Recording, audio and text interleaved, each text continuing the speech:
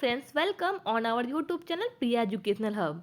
आज मैं मानसरोवर भाग एक की तीसरी कहानी माँ लेकर आई हूँ, जिसके मुख्य पात्र हैं आदित्य, करुणा और प्रकाश। इस तीन पात्र के इर्द गिर्द यह पूरी कहानी चलती है। करुणा के जो पति का नाम है वह है आदित्य, और करुणा के जो पुत्र का नाम है वह है प्रकाश। और यह कहानी तब लिखी गई जब देश में अंग्रेजों का शासन था, और स्वतंत्रता संग्राम से जुड़ी बातें इस कहानी में दिखाया गया है। और झारखंड पीजीटी के सिलेबस में मानसरोवर भाग एक की सभी कहानियां इंक्लूड है, इसलिए मैंने माँ कहानी इससे पहले मैंने ईदगाह और अलगियोजा कहानी पढ़ा दिया है, और आज मैं माँ कहानी पढ़ाने वाली हूँ। चलिए वीडियो स्टार्ट करते हैं और लाइन बाय लाइन इस कहानी को पढ़ते हैं। आज बंदी छूटकर घर आ रहा है। करुणा ने एक दिन पहले ही घर लीप पोत रखा था। इन 3 वर्षों में उसने कठिन तपस्या करके जो 10-5 रुपए जमा कर रखे थे, वह सब पति के सत्कार और स्वागत की तैयारियों में खर्च कर दिए। पति के लिए धोतिया का नया जोड़ा लाई थी, नए कुर्ते बनवाए थे, बच्चे के लिए नए कोट और टोपी का आयोजना की थी। बार बार बच्चे को गले लगाती और प्रसन्न होती। अगर इस बच्चे ने सूर्य की भांति उदय होकर उसके अंधेरे जीवन को प्रदीप ना कर दिया होता, तो कदाचित ठोकरों ने उसके जीवन का अंत कर दिया होता। पति के कारावास दंड की 3 ही महीने बाद इस बालक को जन्म हुआ। उसी का मुंह देख देख कर करुणा ने यह 3 साल काट दिए थे। वह सोचती, जब मैं बालक को उनके सामने ले जाऊंगी तो वह कितने प्रसन्न होंगे। उसे देखकर पहले तो चकित हो जाएंगे, फिर गोद में उठा लेंगे और कहेंगे, करुणा तुमने यह रत्न देकर मुझे निहाल कर दिया। कैद के सारे कष्ट बालक की तोतली बातों में भूल जाएंगे। उनकी एक सरल पवित्र मोहक दृष्टि दृढ़ की सारी व्यवस्थाओं को धो डालेगी। इस कल्पना को आनंद लेकर वह फूल ही न समाती थी। वह सोच रही थी, आदित्य के साथ बहुत से आदमी होंगे। जिस समय वह द्वार पर पहुंचेंगे, जय जयकार की ध्वनि से आकाश गूंज उठेगा। वह कितना स्वर्गीय दृश्य होगा। उन आदमियों के बैठने के लिए करुणा ने एक फटा सा टाट बिछा दिया था, कुछ पान बना दिए थे, और बार बार आशामय नेत्रों से द्वार की ओर ताकती थी। पति का वह सुदृढ़ उदार तेजपूर्ण मुद्रा बार बार आंखों में फिर जाती थी। उनकी वे बातें बार बार याद आती थी जो चलते समय उनके मुख से निकलती थी। उनका वह धैर्य, वह आत्मबल जो पुलिस के प्रहारों के सामने भी अटल रहा था, वह मुस्कुराहट जो उस समय भी उनके अधरों पर खेल रही थी, वह आत्माभिमान जो उस समय भी उनके मुख से टपक रहा था, क्या करुणा के हृदय से कभी विस्मित हो सकता था? उसका स्मरण आते ही करुणा के निस्तेज मुख पर आत्मगौरव की लालिमा छा गई। यह वह अवलंब था जब जिसने इन 3 वर्षों की और यातनाओं में भी उसके हृदय का आश्वासन दिया था। कितने ही रातें फाकों से गुजरी, बहुधा घर में दीपक जलने की नौबत भी ना आती थी, पर दीनता के आंसू कभी उसकी आंखों से ना गिरे। आज उन सारी विपत्तियों का अंत हो जाएगा। पति के प्रगाढ़ आलिंगन में वह सब कुछ हंसकर झेल लेगी। वह अनंत निधि पाकर फिर उसे कोई अभिलाषा ना रहेगी। गगनपथ की चिरगामी लपका हुआ विश्राम की ओर चला जाता था, जहाँ संध्या ने सुनहरा फर्श सजाया था और उज्जवल पुष्पों की सेज बिछा रखी थी। उसी समय करुणा को एक आदमी लाठी टेकता आता दिखाई दिया, मानो किसी जान मनुष्य की वेदना ध्वनि हो। पग पग रुककर खांसने लगता लगता थी। उसका सिर झुका हुआ था। करुणा उसका चेहरा ना देख सकती थी, लेकिन चाल ढाल से कोई बूढ़ा आदमी मालूम होता था। पर एक क्षण में जब वह समीप आ गया, तो करुणा पहचान गई, वह उसका प्यारा पति ही था। किंतु शौक, उसकी सूरत कितनी बदल गई थी। वह जवानी, वह तेज, वह चपलता, वह सुगठन सब प्रस्थान कर चुका था। केवल हड्डियों का एक ढांचा रह गया था। ना कोई संगी, ना साथी, ना यार, ना दोस्त। करुणा उसे पहचानते ही बाहर निकल आई, पर आलिंगन की कामना हृदय में दबाकर रह गई। सारे मंसूबे धूल में मिल गए। सारा मनोल्लास आंसुओं के प्रवाह में बह गया, विलीन हो गया। आदित्य ने घर में कदम रखते ही मुस्कुराकर करुणा को देखा, पर उस मुस्कान में वेदना का एक संसार भरा हुआ था। करुणा ऐसी शीतल हो गई मानो हृदय का स्पंदन रुक गया हो। वह फटी हुई आंखों से स्वामी की ओर टकटकी बांधे खड़ी थी, मानो उसे अपनी आंखों पर अब भी विश्वास न आता था। स्वागत या दुख का एक शब्द भी उसके मुंह से ना निकला। बालक भी गोद में बैठा हुआ सहमी आंखें से इस कंकाल को देख रहा था और माता की गोद में चिपटा जाता था। आखिर उसने कातर स्वर में कहा, यह तुम्हारी क्या दशा है? बिल्कुल पहचाने नहीं जाते? आदित्य ने उसकी चिंता को शांत करने के लिए मुस्कुराने की चेष्टा करके कहा, कुछ नहीं, जरा दुबला हो गया हूँ। तुम्हारे हाथों का भोजन पाकर फिर स्वस्थ हो जाऊंगा। करुणा, छी, सूखकर काटा हो गए हो। क्या वहाँ भरपेट भोजन नहीं मिलता? तुम कहते थे राजनीतिक आदमियों के साथ बड़ा अच्छा व्यवहार किया जाता है, और वह तुम्हारे साथी क्या हो गए जो तुम्हें आठों पहर घेरे रहते थे और तुम्हारे पसीने की जगह खून बहाने को तैयार रहते थे। आदित्य ने त्योरियों पर बल पड़ गए। बोले, यह बड़ा ही कटु अनुभव है करुणा। मुझे ना मालूम था कि मेरे कैद होते ही लोग मेरे ओर से यूं आके फेर लेंगे, कोई बात भी ना पूछेगा। राष्ट्र के नाम पर मिटने वालों का यही पुरस्कार है, या मुझे ना मालूम था। जनता अपने सेवकों को बहुत जल्द भूल जाती है, या तो मैं जानता था, लेकिन अपने सहयोगी और सहायक इतने बेवफा होते हैं, इसका मुझे यह पहला ही अनुभव हुआ। लेकिन मुझे किसी से शिकायत नहीं। सेवा स्वयं अपना पुरस्कार है। मेरी भूल थी कि मैं इसके लिए यश और नाम चाहता था। करुणा, तो क्या वहाँ भोजन भी ना मिलता था? आदित्य, या ना पूछो करुणा, बड़ी करुण कथा है। बस यही गनीमत समझो कि जिंदा लौट आया। तुम्हारे दर्शन बधे थे, नहीं कष्ट तो ऐसे ऐसे उठाए कि अब तक मुझे प्रस्थान कर जाना चाहिए था। मैं जरा लेटूंगा, खड़ा नहीं रहा जाता। दिन भर का इतनी दूर तय किया हूँ। करुणा, चलकर कुछ खा लो तो आराम से लेटो। बालक को गोद में उठाकर, बाबूजी है बेटा, तुम्हारे बाबूजी, इनकी गोद में जाओ, तुम्हें प्यार करेंगे। आदित्य ने आंसू भरी आंखों से बालक को देखा और उनका एक एक रोम उनका तिरस्कार करने लगा। अपनी जिन दशा पर उन्हें कभी इतना दुख न हुआ था। ईश्वर की असीम दया से यदि उनकी दशा संभल जाती तो वह फिर कभी राष्ट्रीय आंदोलन के समीप ना जाते। इस फूल से बच्चे को यूं संसार में लाकर दरिद्रता की आग में झोंकने का उन्हें क्या अधिकार था? वह अब लक्ष्मी की उपासना करेंगे और अपना क्षुद्र जीवन बच्चे के लालन पालन के लिए अर्पित कर देंगे। उन्हें इस समय ऐसा ज्ञात हुआ कि बालक उन्हें उपेक्षा की दृष्टि से देख रहा है, मानो कह रहा है, मेरे साथ अपने कौन सा कर्तव्य पालन किया। उनकी सारी कामना, सारा प्यार बालक को हृदय से लगा देने के लिए अधीर हो उठा, पर हाथ फैल ना सका। हाथों में शक्ति ही ना थी। करुणा बालक को लिए हुए उठी और थाली में कुछ भोजन निकालकर लाई। आदित्य ने क्षुधापूर्ण नेत्रों से थाली की ओर देखा, मानो आज बहुत दिनों के बाद कुछ खाने की चीज सामने आई है। जानता था कि कई दिनों के उपवास के बाद और आरोग्य की इस गई गुजरी दशा में उसे जबान को काबू में रखना चाहिए था, पर सब्र ना कर सका। थाली पर टूट पड़ा और देखते देखते थाली साफ कर दी। करुणा सशंक हो गई। उसने दोबारा किसी चीज के लिए ना पूछा, थाली उठाकर चली गई, पर उसका दिल कह रहा था, इतना तो कभी ना खाते थे। करुणा बच्चे को कुछ खिला रही थी कि एकाएक कानों में आवाज आई, करुणा। करुणा ने आकर पूछा, क्या तुमने मुझे पुकारा है? आदित्य का चेहरा पीला पड़ गया और सांस जोर जोर से चल रही थी। हाथों के सहारे वही टाट पर लेट गए थे। करुणा उनकी यह हालत देखकर घबरा गई। बोली, जाकर किसी वैद्य को बुला लाऊं? आदित्य ने हाथ के इशारे से उसे मना करके कहा, व्यर्थ है करुणा, अब तुमसे छिपाना व्यर्थ है। मुझे तपेदिक हो गया है। कौन सी बीमारी हो गया? तपेदिक। कई बार मरते मरते बच गया हूँ। तुम लोगों के दर्शन बधे थे, इसलिए प्राण ना निकलते थे। देखो प्रिय, रो मत। करुणा ने सिसकियों को दबाते हुए कहा, मैं वैद्य को लेकर अभी आती हूँ। आदित्य ने फिर सिर हिलाया, नहीं करुणा, केवल मेरे पास बैठी रहो।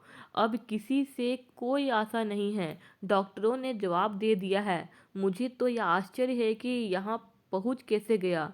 ना जाने कौन देवी शक्ति मुझे वहां से खींच लाई।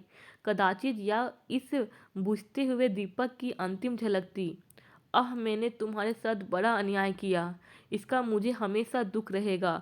मैं तुम्हें कोई आराम ना दे सका, तुम्हारे लिए कुछ ना कर सका, केवल सुहाग का दाग लगाकर और एक बालक का पालन का भार छोड़कर चला जा रहा हूँ। करुणा ने हृदय को दृढ़ करके कहा, तुम्हें कहीं दर्द तो नहीं है? आग बना लाऊं? कुछ बताते क्यों नहीं? आदित्य ने करवट बदलकर कहा, कुछ करने की जरूरत नहीं प्रिय, कहीं दर्द नहीं, बस ऐसा मालूम हो रहा है कि दिल बैठा जाता है, जैसे पानी में डूबा जाता हूँ। जीवन की लीला समाप्त हो रही है। दीपक को बुझते हुए देख रहा हूँ। कहीं कह नहीं सकता कब आवाज़ बंद हो जाए। जो कुछ कहना है वह कह डालना चाहता हूँ। क्यों वह लालसा ले जाऊं? मेरा एक प्रश्न है, जवाब दोगी? पूछूं?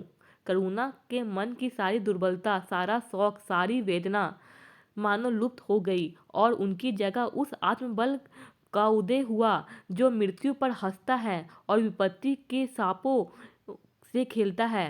रत्न जटित मखमली म्यान में जैसे तेज तलवार छिपी रहती है, जल के कोमल प्रवाह में जैसे असीम शक्ति छिपी रहती है, वैसे ही रमणी का कोमल हृदय साहस और धैर्य को अपनी गोद में छिपाए रहता है।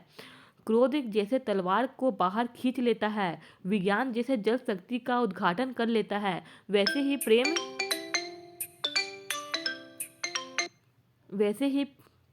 वैसे ही प्रेम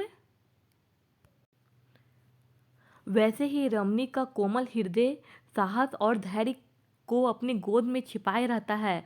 क्रोध जैसे तलवार को बाहर खींच लेता है, विज्ञान जैसे जल शक्ति का उद्घाटन कर लेता है, वैसे ही प्रेम रमणी के साहस और धैर्य को प्रदीप्त कर देता है। करुणा ने पति को सिर पर हाथ रखते हुए कहा, पूछते क्यों ने प्यारे? आदित्य ने करुणा के हाथों के कोमल स्पर्श का अनुभव करते हुए कहा, तुम्हारे विचार में मेरा जीवन कैसा था? बधाई के योग। देखो तुमने मुझसे कभी पर्दा नहीं रखा। इस समय भी स्पष्ट कहना, तुम्हारे विचार ने मुझे अपने जीवन पर हंसना चाहिए या रोना चाहिए? करुणा ने उल्लास के साथ कहा, यह प्रश्न क्यों पूछ करते हो प्रीतम? क्या मैंने तुम्हारी उपेक्षा कभी की है? तुम्हारा जीवन देवताओं का सा जीवन था, निस्वार्थ, निर्लिप्त और आदर्श। विघ्न बाधाओं से तंग आकर मैंने तुम्हें कितनी ही बार संसार की ओर खींचने की चेष्टा की है, पर उस समय भी मैं मन में जानती थी कि मैं तुम्हें ऊंचे आसन से गिरा रही हूँ।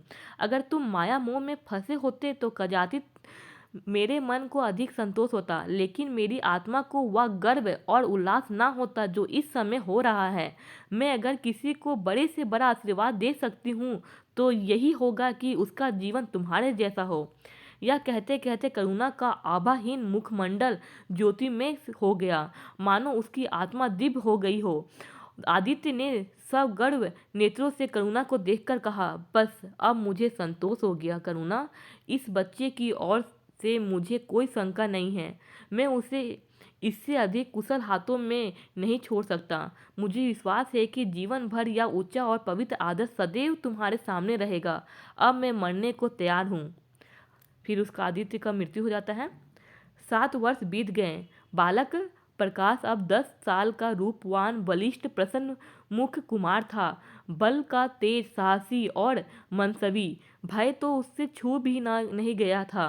करुणा का संतप्त हृदय उसे देखकर शीतल हो जाता। संसार करुणा को अभागिनी और दीन समझे, वह कभी भाग्य का रोना नहीं रोती। उसने उन आभूषणों को बेच डाला जो पति के जीवन में उसे प्राणों से प्रिय थे, और उस धन से कुछ गायों और भैंसें मोल ले ली।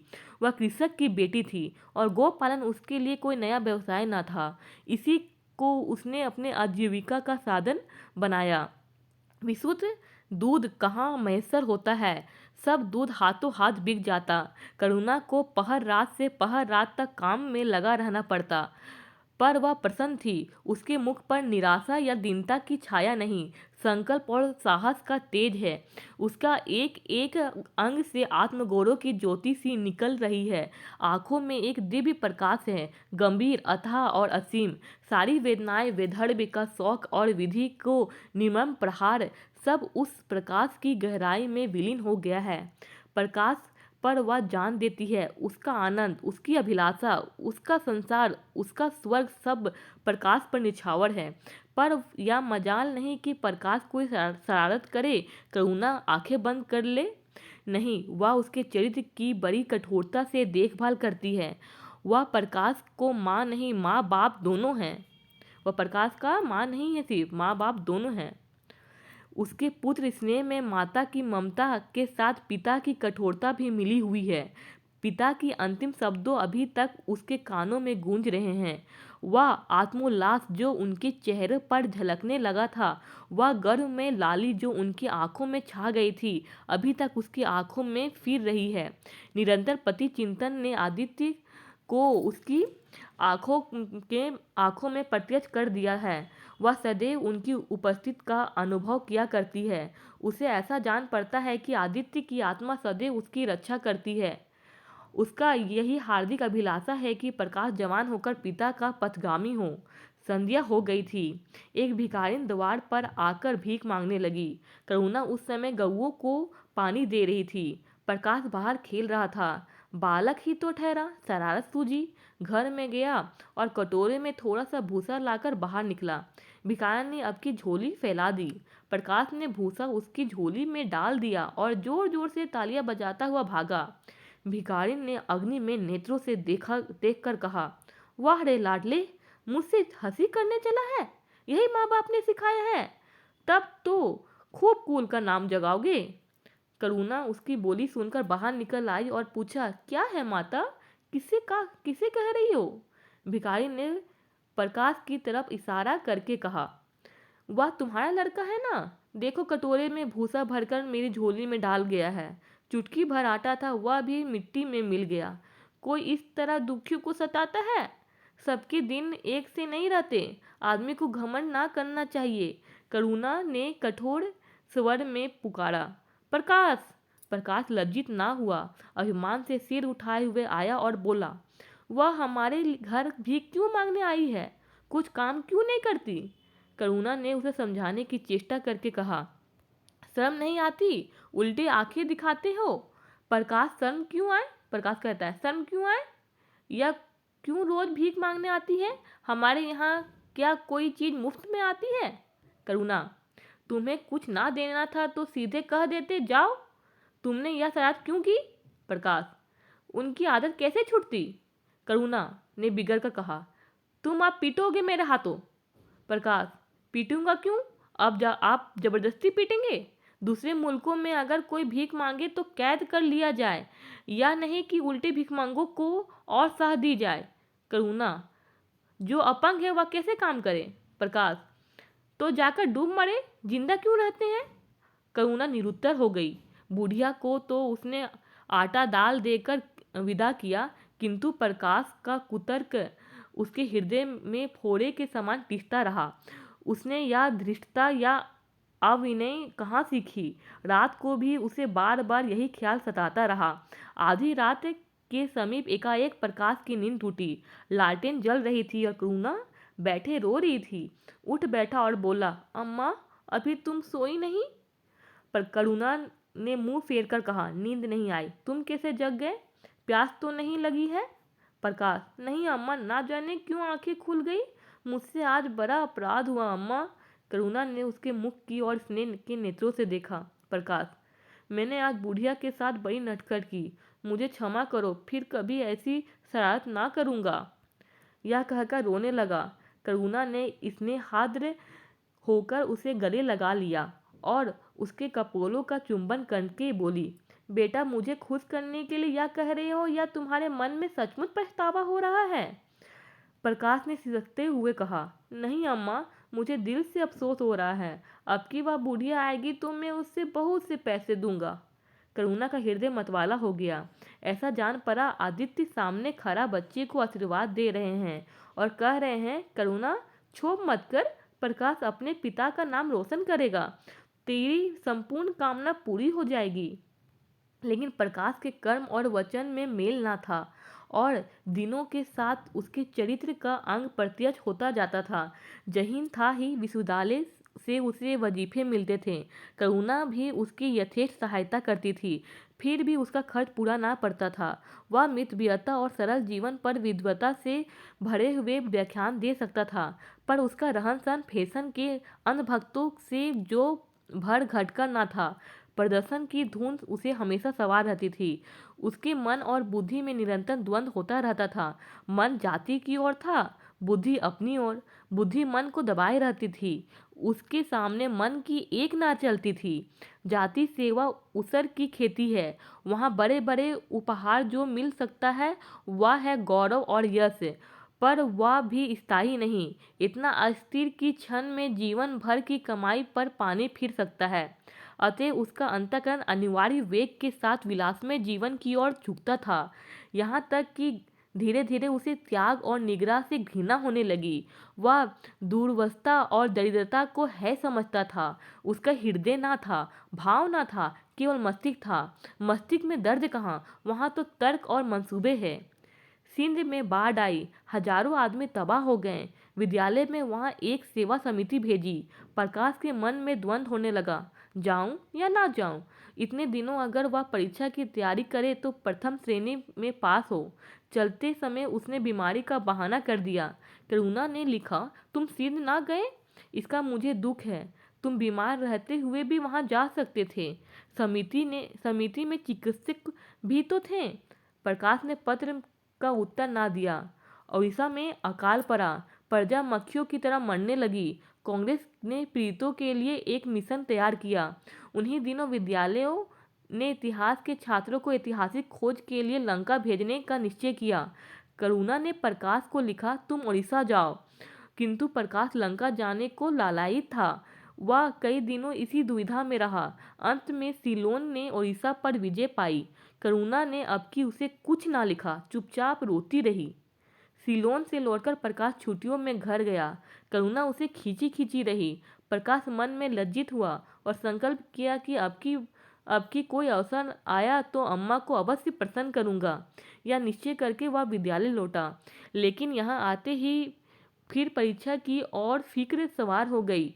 यहाँ तक कि परीक्षा के दिन आ गए, मगर इम्तिहान से फुर्सत पाकर भी प्रकाश घर ना गया। विद्यालय के एक अध्यापक कश्मीर सैर करने जा रहे थे। प्रकाश उन्हीं के साथ कश्मीर चल पड़ा। जब परीक्षा फल निकला और प्रकाश प्रथम आया, तब उसे घर की याद आई। उसने तुरंत करुणा को पत्र लिखा और अपने आने की सूचना दी। माता को प्रसन्न करने के लिए उसने 2-4 शब्द जाति सेवा के विषय में भी लिखे। अब मैं आपकी आज्ञा का पालन करने के लिए तैयार हूँ। मैंने शिक्षा संबंधी कार्य करने का निश्चित किया है। इसी विचार से मैंने वह विशिष्ट स्थान प्राप्त किए हैं। हमारे नेता भी तो विद्यालय के आचार्यों ही का सम्मान करते हैं। अभी वक इन उपाधियों का मोह से वे मुक्त नहीं हुए हैं। हमारे नेता भी योग्यता, सदुत्साह, लगन का उतना सम्मान नहीं करते जितना उपाधियों का। अब मेरी इज्जत करेंगे, जिम्मेदारियों का काम सौंपेंगे, जो पहले मांगे भी ना मिलता था। करुणा की आस फिर बंध गई। फिर क्या होता है, विद्यालय खुलते ही प्रकाश के नाम रजिस्ट्रार का पत्र पहुंचा। उसने प्रकाश का इंग्लैंड जाकर विद्याभ्यास करने के लिए सरकारी वजीफे की मंजूरी की सूचना दी थी। प्रकाश पत्र हाथ में लिए हर्ष का उन्माद लेकर माँ से बोला, अम्मा मुझे इंग्लैंड जाकर पढ़ने के लिए सरकारी वजीफा मिल गया। करुणा ने उदासीन भाव से पूछा, तो तुम्हारा क्या इरादा है?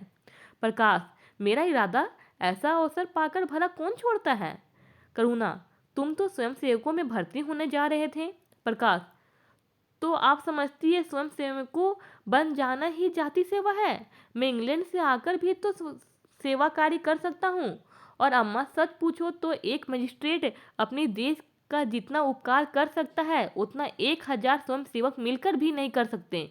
मैं तो सिविल सर्विस की परीक्षा में बैठूंगा और मुझे विश्वास है कि सफल हो जाऊंगा। करुणा ने चकित होकर पूछा, तो क्या तुम मजिस्ट्रेट हो जाओगे?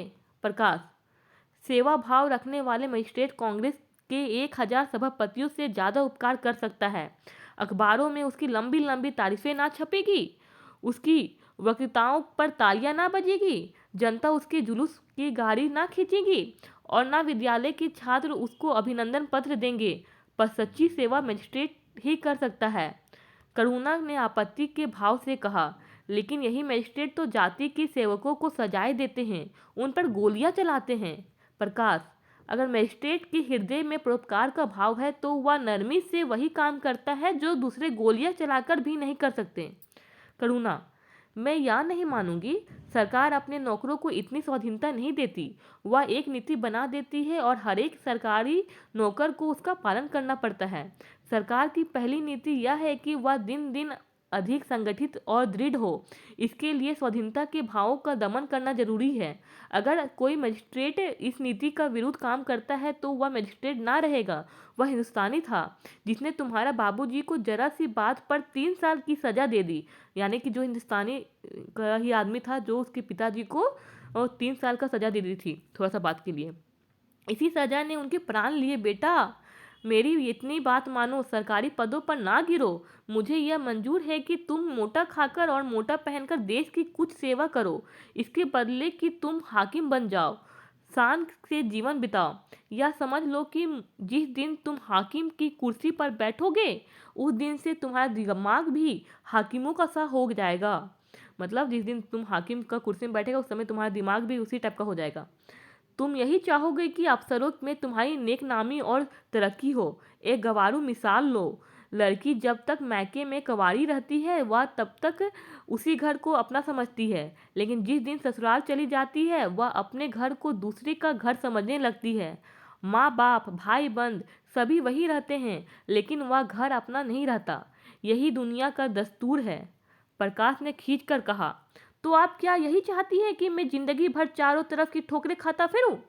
करुणा कठोर नेत्रों से देखकर बोली, अगर ठोकर खाकर आत्मा स्वाधीन रह सकती है तो मैं कहूंगी ठोकर खाना अच्छा है। प्रकाश ने निश्चयात्मक भाव से कहा, पूछा, तो आपकी यही इच्छा है? करुणा ने उसी स्वर में उत्तर दिया, हाँ, मेरी यही इच्छा है। प्रकाश ने कुछ जवाब ना दिया, उठकर बाहर चला गया और तुरंत रजिस्ट्रार को इनकार पत्र लिख भेजा। मगर उसी क्षण से मानो उसके सिर पर विपत्ति का आसन जमा लिया।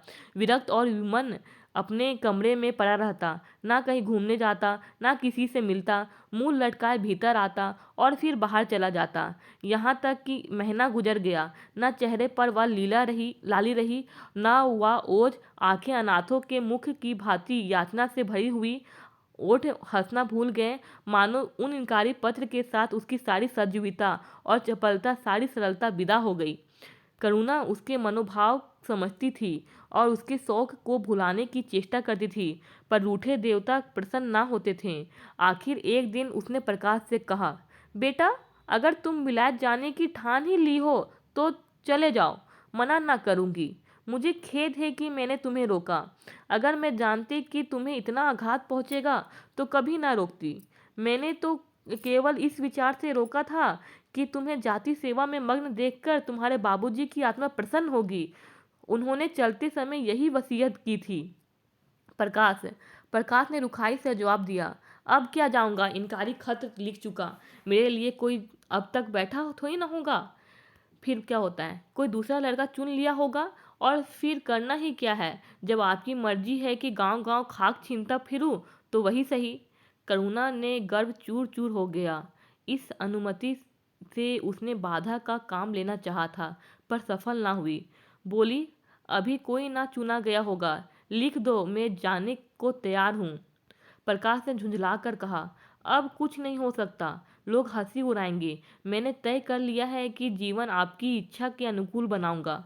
करुणा, अगर शुद्ध मन से यही इरादा किया होता तो यूं ना रहते।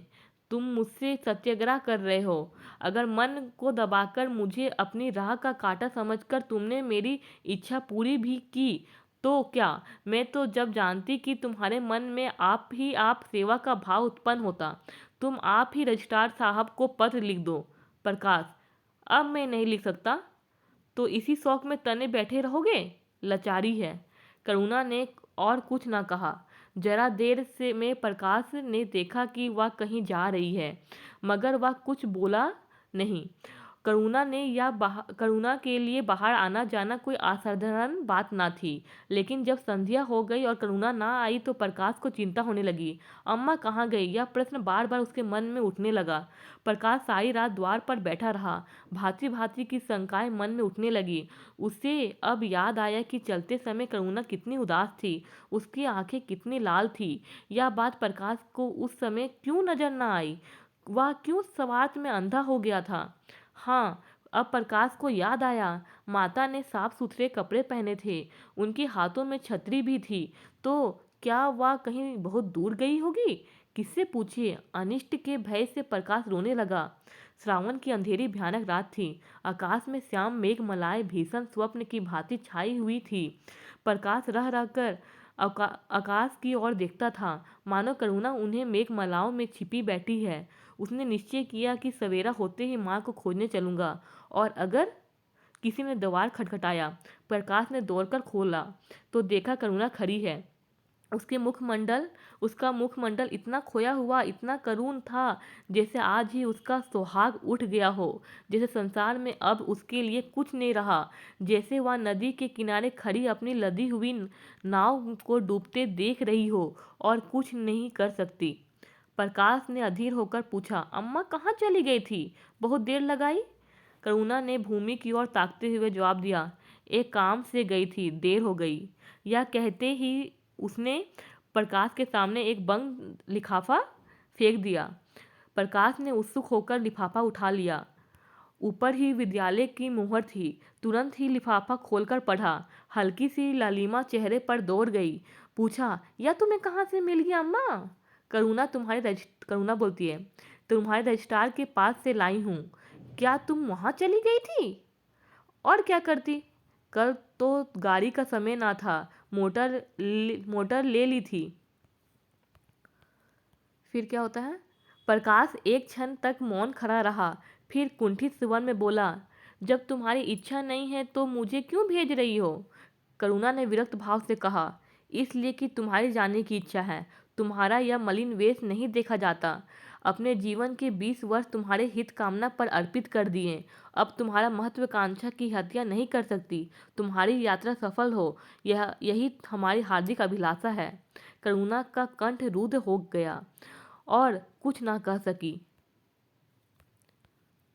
प्रकाश उसी दिन से यात्रा की तैयारियां करने लगा। करुणा के पास जो कुछ था वह सब खर्च हो गए। कुछ ऋण भी लेना पड़ा। नया सूट बने सूटकेस के लिए। प्रकाश अपने धुन में मस्त था। कभी किसी चीज़ की फरमाइश लेकर आता तो कभी किसी चीज़ का। करुणा इसी एक सप्ताह में इतनी दुर्बल हो गई है। उसके बालों पर कितनी सफ़ेदी आ गई है, चेहरे पर कितनी झुर्रियाँ पड़ गई है, या उससे कुछ ना नजर आता। उसकी आंखों में इंग्लैंड के दृश्य समाये हुए थे। महत्वाकांक्षा आंखों पर पर्दा डाल देती है। प्रस्थान का दिन आया। आज कई दिनों के बाद धूप निकली थी। करुणा स्वामी के पुराने कपड़ों को बाहर निकाल रही थी। उनकी गाढ़े की चादरें, खद्दर के कुर्ते पजामे और लिफाफ अभी तक सिंदूक में संचित थे। प्रतिवर्ष वे धूप में सुखाए जाते और झाड़ पोंछ कर रख दिए जाते थे। करुणा ने आज फिर से उन कपड़ों को निकाला, मगर सुखाकर रखने के लिए नहीं, गरीबों में बांट देने के लिए। वह आज पति से निराश थी। वह लुटिया डोर और घड़ी जो आदित्य की चिर संगनी थी और जिनकी 20 वर्ष से करुणा ने उपासना की थी, आज निकालकर आंगन में फेंक दी गई। वह झोली जो बरसों से आदित्य के कंधों पर आरूढ़ रह चुकी थी, आप कूड़े में डाल दी गई। वह चित्र जिसके सामने 20 वर्ष से करुणा सिर झुकाती थी, आज वह निर्दयता से भूमि पर डाल दिया गया। पति का कोई स्मृति चिन्ह वह अब अपने घर में नहीं रखना चाहती। उसका अंतःकरण शोक और निराशा से विदीर्ण हो गया है और पति के सिवा वह किस पर क्रोध उतारे? कौन कौन उसका अपना है? वह किससे अपनी व्यथा कहे, किसे अपनी छाती चीर कर दिखाए? वह होते तो आप प्रकाश दास्ता की जंजीर गले में डालकर फूला ना समाता। उसे कौन समझाए कि आदित्य भी इस अवसर पर पछताने की सिवा और कुछ न कर सकते। प्रकाश के मित्रों ने आज उसे विदाई का भोज दिया था। वहां से वह संध्या कई मित्रों के साथ मोटर पर लौटा। सफर के सामान मोटर पर रखा गया और तब वह अंदर आकर माँ से बोला, अम्मा जाता हूँ, बम्बे पहुँचकर पत्र लिखूंगा। तुम्हें मेरी कसम रोना मत और मेरे खतों का जवाब बराबर देना। जैसे किसी लाश को बाहर निकालते समय संबंधियों का धैर्य छूट जाता है, रुके हुए आंसू निकल पड़ते हैं और शोक की तरंगे उठने लगती है, वही दशा करुणा की हुई। कलेजे में एक हाहाकार हुआ जिसने उसकी दुर्बल आत्मा के एक एक अणु को कंपा दिया। मालूम हुआ पांव पानी में फिसल गया और वह लहरों में बही जा रही थी। उसके मुख में शोक या आशीर्वाद का एक शब्द भी ना निकला। प्रकाश ने उसके चरण छुए, अश्रु जल से माता के चरणों को पखारा, फिर बाहर चला। करुणा पाषाण मूर्ति की भांति खड़ी थी। सहसा ग्वाले ने आकर कहा, बहू जी भैया चले गए, बहुत रोते थे। तब करुणा की समाधि टूटी। देखा सामने कोई नहीं है। घर में मृत्यु का सा सन्नाटा छाया हुआ था, मानो हृदय की गति बंद हो गई है। सहसा करुणा की दृष्टि ऊपर उठ गई और उसने देखा कि आदित्य अपने गोद में प्रकाश को निर्जीव देह लिए खड़े हो रहे हैं। करुणा पछाड़ खाकर गिर पड़ी। करुणा जीवित थी, पर संसार में उसका कोई नाता ना था। उसका छोटा सा संसार जिसे उसने अपनी कल्पनाओं के हृदय में रचा था, स्वप्न की भांति आनंद में विलीन हो गया था। जिस प्रकाश को सामने देखकर वह जीवन की अंधेरी रात में भी हृदय में आशाओं की संपत्ति लिए जी रही थी, वह बुझ गया और संपत्ति लूट गई। अब ना कोई आश्रय था और ना उसकी जरूरत। जिन गऊओं को वह दोनों वक्त अपने हाथों से दाना चारा देती थी और सहलाती थी, वे अब खूंटे पर बंधी निराश नेत्रों से द्वार की ओर ताकती रहती थी। बछड़ों को गले लगाकर पुचकारने वाला अब कोई ना था। जिसके लिए दूध दूहे मट्ठे निकाले, खाने वाला कौन था। करुणा ने अपने छोटे से संसार को अपने ही अंदर समेट रख लिया था, किंतु एक ही सप्ताह में करुणा के जीवन फिर से रंग बदला। उसका छोटा सा संसार फैलते फैलते विश्वव्यापी हो गया। जिस लंगर का नौका को तट से एक केंद्र पर बांध रखा था, वह उखड़ गया। अब नौका सागर को अशेष विस्तार में भ्रमण करेगा, चाहे वह उदाम तरंगों के वश में ही क्यों ना विलीन हो जाए। करुणा द्वार पर आ बैठती और मोहल्ले भर के लड़कों को जमा करके दूध पिलाती। दोपहर तक मक्खन निकालती और वह मक्खन मोहल्ले के लड़के खाते। फिर भांति भांति के पकवान बनाती और कुत्तों को खिलाती। अब यही उसका नित्य और नियम बन गया। चिड़िया, कुत्ते, बिल्लियाँ, चींटे, चींटियाँ सब उसके अपने हो गए। प्रेम का वह द्वार अब किसी के लिए बंद न था। अब आगुल भर जगह में जो प्रकाश के लिए भी काफी ना था, अब समस्त संसार समा गया था। एक दिन प्रकाश का पत्र आया। करुण ने उसे उठाकर फेंक दिया, फिर थोड़ी देर बाद उसे उठाकर फाड़ डाला और चिड़िया को दाना चुगाने लगी। मगर जब निशा योगिनी ने अपनी धूनी जलाई और वेदनाएं उससे वरदान मांगने के लिए विकल होकर चली, तो करुणा की मनोवेदना भी सजग उठी। प्रकाश का पत्र पढ़ने के लिए उसका मन व्याकुल हो उठा। उसने सोचा, प्रकाश मेरा कौन है, मेरा उससे क्या प्रयोजन। हाँ प्रकाश मेरा कौन है, हाँ प्रकाश मेरा कौन है। हृदय ने उत्तर दिया, प्रकाश तेरा सर्वस्व है। वह तेरे उस अमर प्रेम की निशानी है जिससे तू सदैव के लिए वंचित हो गई। वह तेरे प्राण है, तेरे जीवन दीपक का प्रकाश, तेरी वंचित कामनाओं का माधुर्य, तेरे अश्रु जल में विहार करने वाला हंस। करुणा उस पत्र के टुकड़ों को जमा करने लगी, माना उसके प्राण बिखर गए हों। एक एक टुकड़ों उसे अपने खोए हुए प्रेम का एक पद चिन्ह सा मालूम होता था।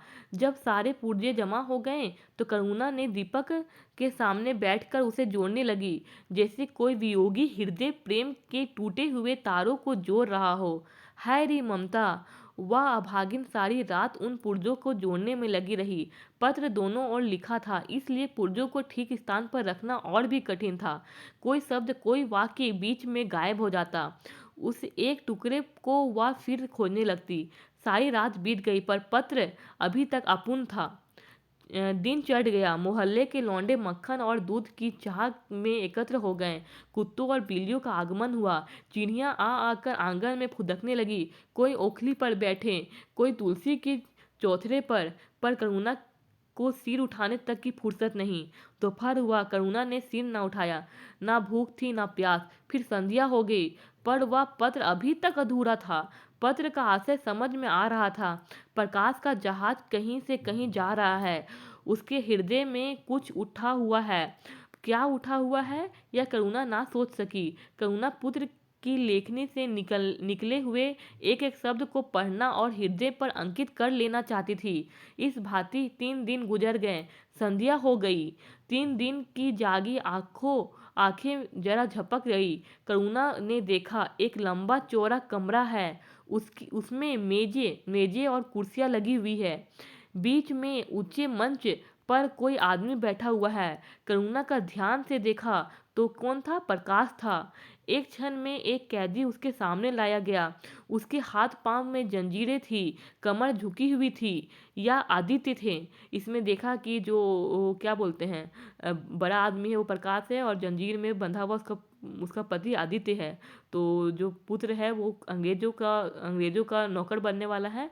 तो इसीलिए वो बिल्कुल उदास हो गई और देखी कि पति को एक हिंदुस्तानी व्यक्ति ही उसे कब्जा मारा था और उसको कैद कर लिया गया था।